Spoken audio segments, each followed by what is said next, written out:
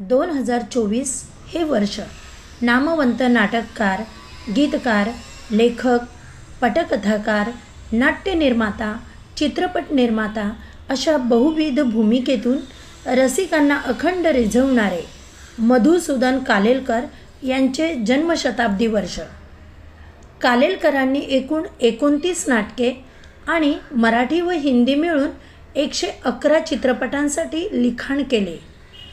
त्यात त्यांनी कौटुंबिक, गंभीर, विनोदी, सामाजिक असे अनेक विषय हाताळले. फिल्मफेअर 1978चा सर्वोत्तम पटलेखनाचा पुरस्कार दुल्हन वही जो पिया मन भाए या चित्रपटासाठी त्यांना देण्यात आला. महाराष्ट्र राज्य मराठी चित्रपट महोत्सवात त्यांना एकूण 9 वेळा सर्वोत्तम कथा, पटकथा व संवाद यासाठी पुरस्कार देण्यात आले. निंबोणीच्या झाडामागे चंद्र झोप लाग बाई या आजतागायत अंगाई म्हणून घराघरात सुपरिचित असलेल्या गीतासाठी सर्वोत्कृष्ट गीतलेखनाचा पुरस्कार त्यांना मिळाला. त्यांच्या प्रतिभेचा चढता आलेख सर्व काही सांगून जातो. त्यांच्या बहुविध प्रतिभेचा झरा जन्मभर वाहत होता. त्यांचे पैलू उलगडण्याचा हा प्रयत्न या कार्यक्रमातून केला आहे.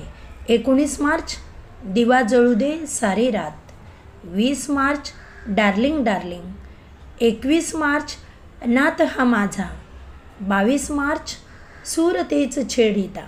अगदी महत्त्वाचे सांगायचे की माझे वडील चित्रपटाचे लेखक कसे झाले. एक चांगला विनोदी किस्सा आहे म्हणून तो सांगतो आणि नंतर पुढे वळतो गाण्याकडे. पहिली कथा वडिलांची स्क्रिप्ट लिहिल्यानंतर त्यांना कळत नव्हतं काय करावं, कुठे जावं, कोणाला ऐकवावी, सगळे असं दारावर जात होते निर्मात्यांच्या. तेव्हा त्यांना असं कळलं की गिरगावात राहणारे घालपूर नावाचे एक ग्रस्त आहेत जे वकील आहेत, त्यांना चित्रपट काढायचा आहे आणि त्यांना कथेची गरज आहे. मग जाण्यापूर्वीच बाबांना एक गोष्ट कळलं की घालपुरेंचा ह्याच्यात नशिबावर फार विश्वास आहे, पत्रिकेवर. आणि त्यांची अट अशी आहे की ज्या लेखकाबरोबर माझी पत्रिका जुळेल त्याच लेखकाची कथा. आता बाबांना ही भीती होती की माझी पत्रिका त्याच्याबरोबर नाही जमली तर काय करायचं.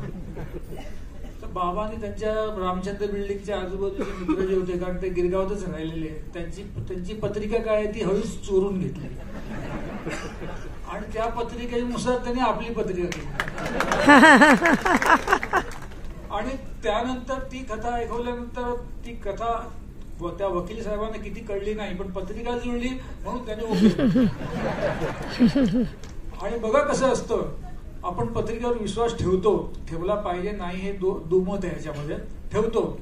पण तो जो पहिला चित्रपट बाबांचा झाला त्याचं नाव अखेर जमलं आणि तो सुपरहिट झाला. म्हणजे पत्रिका पण जुळली आणि पिक्चरचं नाव अखेर जमलंही जुळलं आणि पिक्चर सुपरहिट.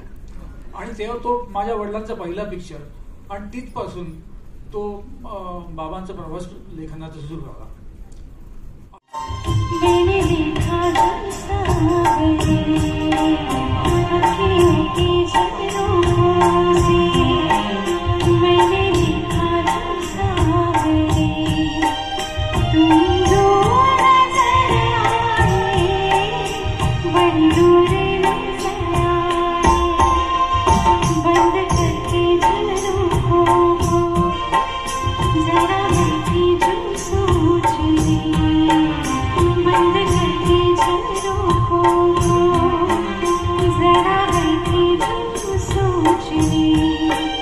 मन भी तो मुस्काए, मन भी तो